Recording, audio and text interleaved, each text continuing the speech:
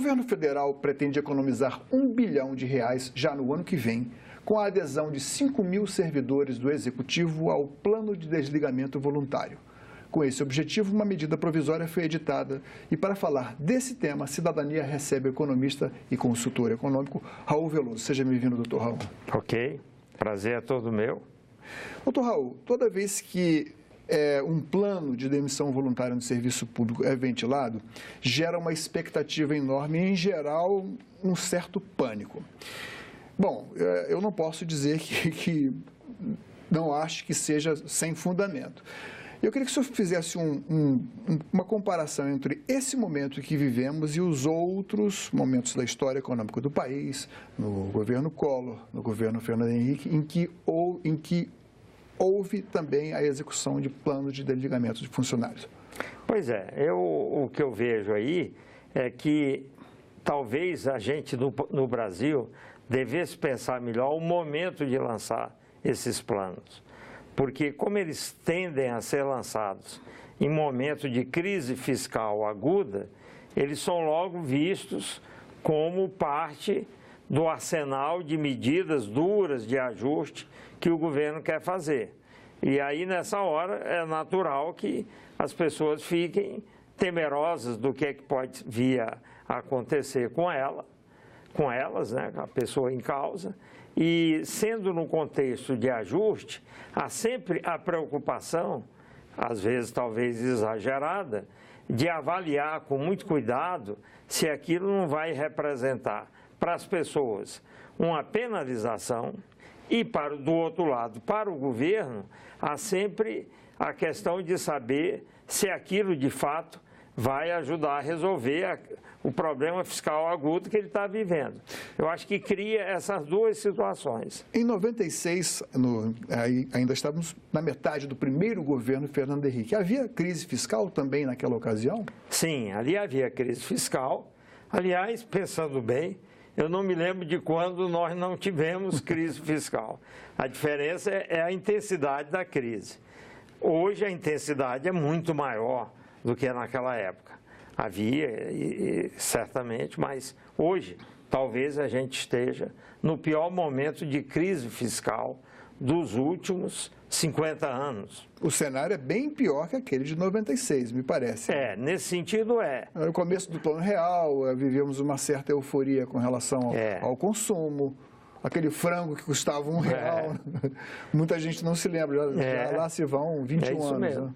Né? Agora, a diferença é que nós estamos vivendo o pior momento econômico no que diz respeito ao nível de atividade econômica, porque nós estamos com a maior recessão já registrada em nossa história.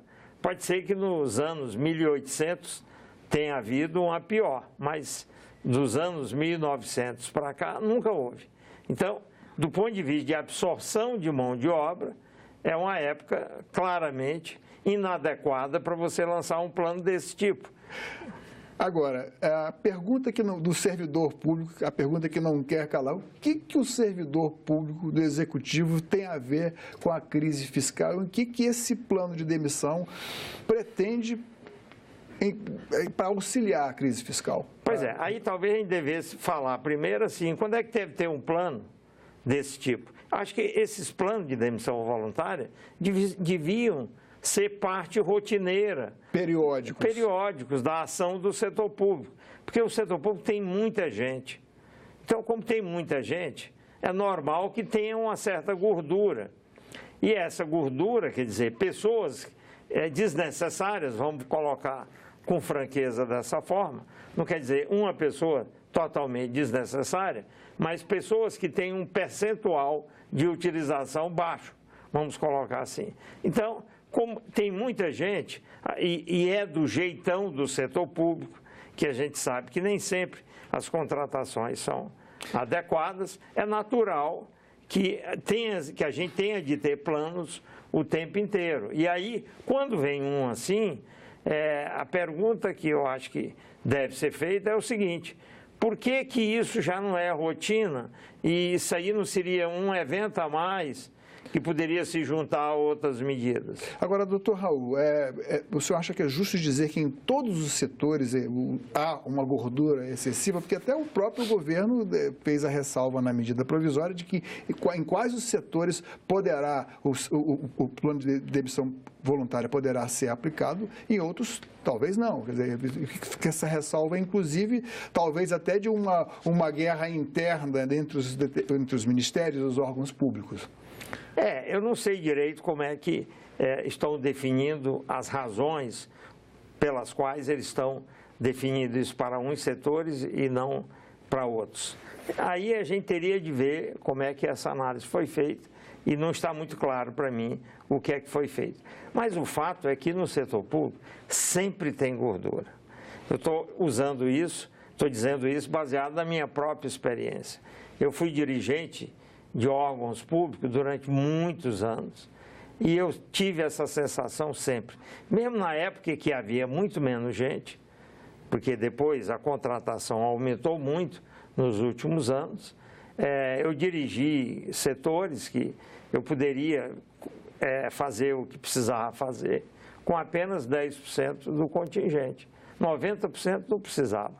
A dificuldade que eu tinha quando assumia esses setores era como deslocar essas pessoas para outros lugares. Há uma resistência das pessoas, há uma dificuldade de absorção, nem sempre as pessoas estão preparadas adequadamente para assumir lugares onde a necessidade é maior.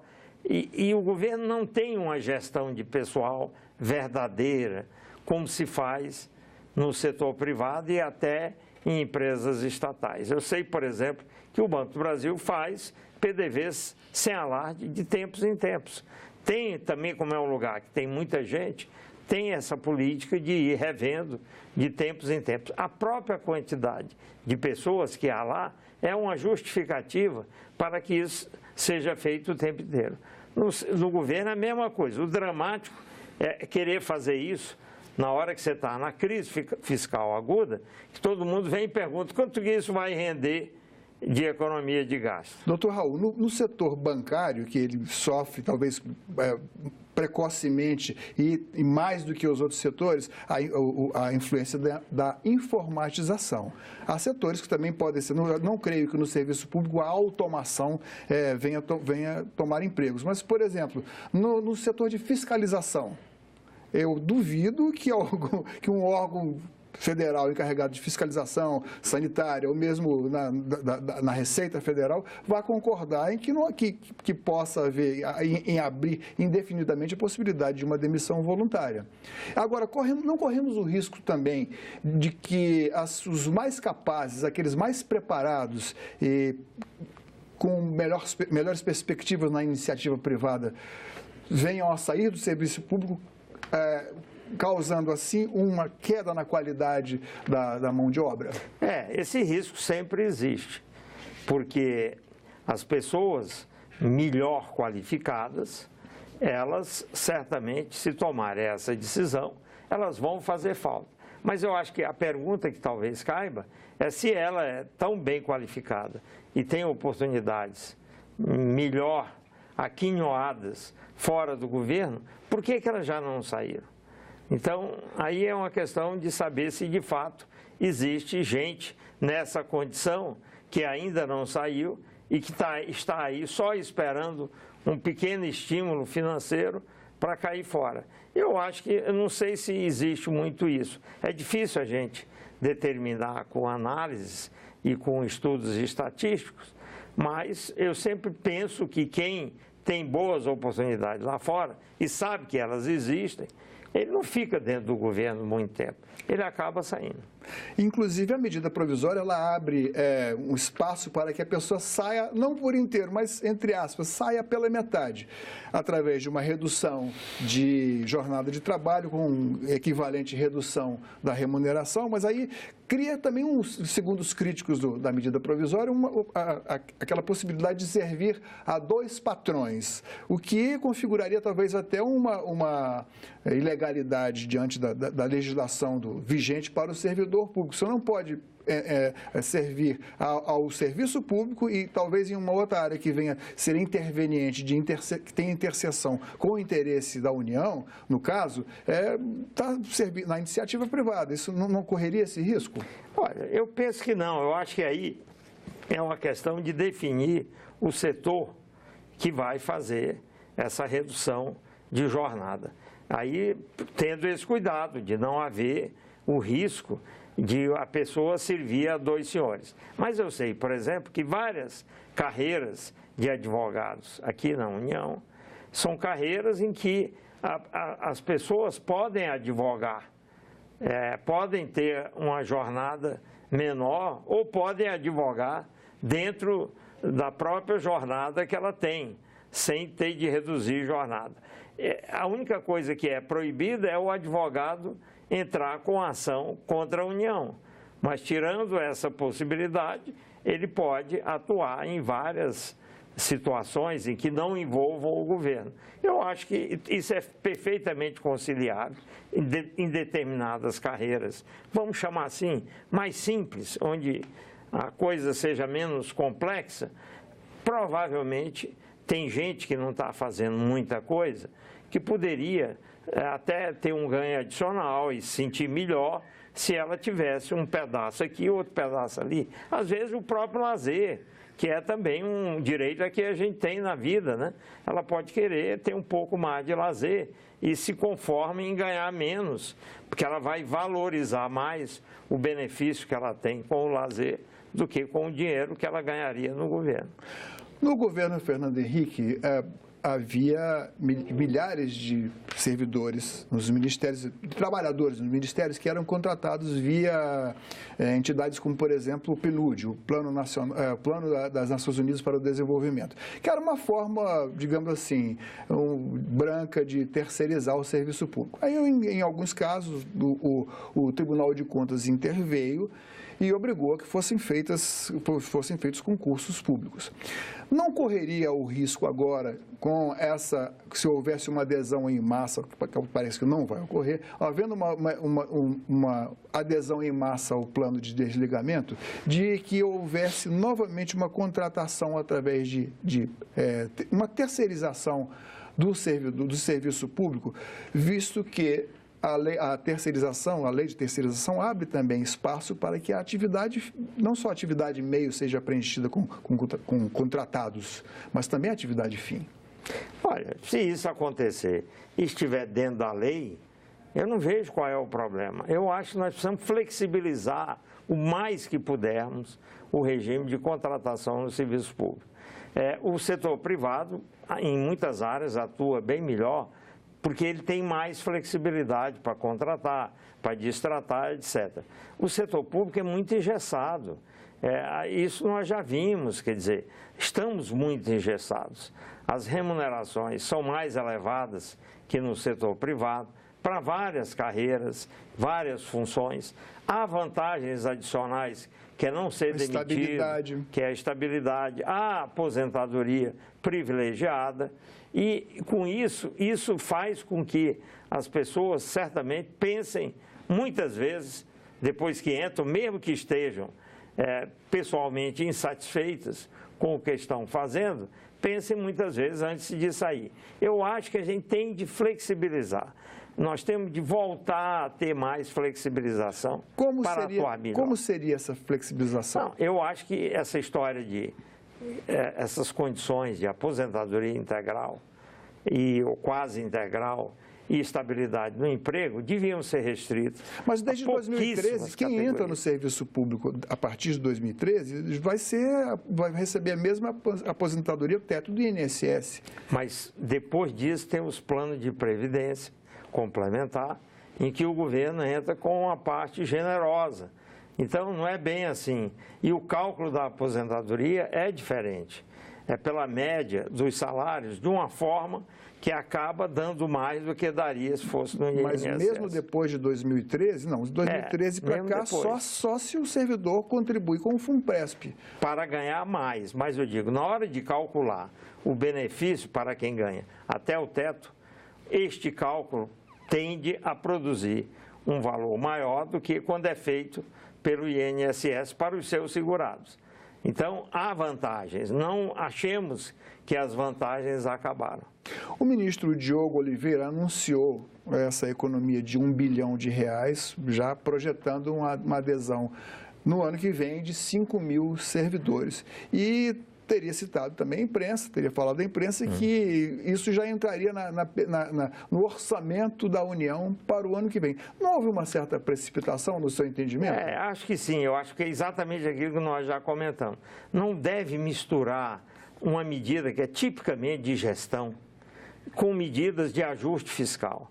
Porque, quando, no caso, você começa a misturar e começa a querer fazer cálculos que nem fazem muito sentido.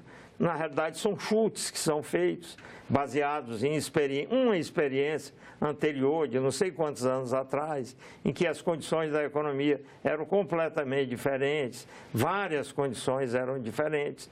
Eu acho que não foi uma boa estratégia trazer essa questão do PDV para dentro da política de ajuste fiscal. Até porque mesmo esse valor, que, como eu disse, pode ser um belo chute, esse valor ele é inexpressivo em relação às necessidades de ajuste que o país tem hoje, que são gigantescas. Nós estamos discutindo se o governo vai manter uma meta de déficit de 139 bilhões ou se ela vai ultrapassar 150 bilhões. É déficit, não é superávit. E numa situação de déficit dessa dimensão, uma medida que gera 1 bilhão, sinceramente, e depois não é que gera, é que tem muito risco nem de gerar isso. Então, eu acho que ela está colocada na hora errada, no lugar errado. Desde a década de 90, existem pelo menos aqui 5 projetos de lei tramitando aqui no Congresso, prevendo anistia e reintegração de servidores públicos, não só do Executivo diretamente, mas de fundações, autarquias, para reintegrá-los enfim, isso é um sintoma, claro, de que algo não deu certo, né? Enfim, eu queria saber se o senhor concorda com esse raciocínio e o que o senhor acha de uma cláusula de arrependimento ser colocada numa emenda a esse PDV que está tramitando agora, essa medida? Olha, eu sinceramente acho que esse tipo de coisa não pode ter arrependimento. Porque aí, se você coloca a possibilidade de arrependimento, fica um negócio em que a decisão ela não vai ter o fim que você deseja. A partir do momento que o PDV acontece, se é com o objetivo, esse que eu falei, de gestão, de redução de quadro ao longo do tempo, independentemente de contratações que se façam, porque às vezes você quer reduzir uns quadros e aumentar outros, tudo isso, e aí o PDV aparece como uma forma, talvez mais rápida, de atuar, principalmente onde a rigidez para demitir é maior por várias razões. Enfim, eu acho que não dá para trabalhar com arrependimento e nem tampouco o Congresso deve ficar aprovando recuos nessa área, porque a pessoa faz aquilo voluntariamente e é uma obrigação mínima dela fazer as contas e saber que tem um risco de não dar certo. Mesmo sabendo que se incidirá sobre o arrependido a obrigação de ter que restituir, ter que pagar tudo de volta, com correção, inclusive? Aí eu já não sei, talvez, mas aí o que eu fico pensando é o seguinte, se o objetivo da política era ter, vamos dizer assim, você eliminar determinadas posições, pessoas que estavam numa certa categoria, numa certa posição, aí você vai permitir que a pessoa volte retribuindo, e o objetivo da política, que era reduzir aquele tipo de gente. Entende? Eu acho que realmente não deveria ter isso e a pessoa deve se submeter, no caso, que a maioria dos casos hoje no serviço público, a concurso. Aí é uma questão de submeter a um novo concurso e entrar. O senhor faz parte da história econômica do país, né? Enfim... Todos nós fazemos. Nem que seja vivendo. Não sou... O jornalista, ele vive na superfície dos fatos, não temos tempo para nos aprofundar. A gente aprende com vocês que vivem lá na profundidade. E o senhor também é um planejador, tomou decisões importantes. O que faltou em termos de, o que falta em termos de planejamento para um bom plano de desligamento voluntário? E se eu me atrevo a perguntar ao senhor, como seria um plano elaborado pelo senhor? Não, aí é o seguinte, antes de mais nada, tem de ter uma verdadeira política de pessoal. Nós não temos política de pessoal verdadeira. Uma política de pessoal verdadeira, que os especialistas na área sabem fazer, é uma política que tem certos objetivos, como qualquer política, e se criam as condições para que o contingente de pessoal atenda aquilo que se espera. E essa política, sendo definida, ela vai propiciar que se tenham os quadros ideais, etc. No contexto de uma política como essa, é que você deve inserir o PDV como sendo um instrumento a mais para atingir os objetivos da política. Porque nem sempre é possível, no caso, como se trata de desligamento, é preciso ver, muitas vezes, se é conveniente procurar fazer o desligamento total ou se é praticamente impossível. Sendo impossível e precisando diminuir aquele quadro, a alternativa que se oferece é o PDV. Pode ser que ali você consiga, vamos dizer, retirar pessoas que não estão colaborando. Claro, há um custo, vai ser paga alguma coisa para estimular a pessoa a sair e tem de ser feita a conta. O que vai custar ao governo compensa o que ele vai obter tirando aquela pessoa do quadro, os custos. O senhor acha que esse plano, essa proposta atual, compensa? Olha, muito difícil avaliar. Eu, infelizmente, não tive a oportunidade ainda de olhar os detalhes. Mas o meu sentimento é que qualquer PDV, em princípio, é bem-vindo. Por quê? Porque ele é uma questão voluntária. Enfim, se as pessoas não... Ninguém é forçado a fazer um PDV. Ele existe ali. Se há essa oportunidade e a pessoa, vendo essa oportunidade, se decide por obtê-la, para chegar a ela enfim, e se beneficiar dela, tudo bem. Mas também a gente só precisa saber se o que o governo pretende, porque tem custo. Como tem custo, tem de fazer uma comparação desse custo com os benefícios que se esperam que essa medida vai gerar. Infelizmente, essa análise que a gente pode chamar pura e simplesmente, como todo mundo chama, custo-benefício, é uma coisa que é muito óbvia, todo mundo fala, mas nunca se faz no setor público e precisava ser feito. Eu acho que esse mesmo raciocínio se aplicaria à viabilidade de estender o plano de desligamento voluntário aos servidores da União, aos outros servidores da União, Legislativo e Judiciário, ou não? Sim, sem dúvida. Isso deve valer para todos os quintais, vamos dizer assim, para todos os poderes, sem dúvida, porque certamente, como tudo é mais ou menos, funciona mais ou menos do mesmo jeito, se vale para um, vai valer para o outro. É só ter o estudo e fazer essa avaliação de custo-benefício. Doutor Raul, muito obrigado pela sua presença aqui no Cidadania. Foi uma honra entrevistá-lo. Ok, a honra é minha de estar aqui. Mande suas críticas e sugestões. Participe. Nosso WhatsApp é 999-661616. O telefone do Alô Senado, 0800 61 2211. Se quiser ver de novo ou baixar uma cópia de nossos programas, qualquer um deles, acesse senado.leg.br/tv. Obrigado pela atenção e até o próximo Cidadania.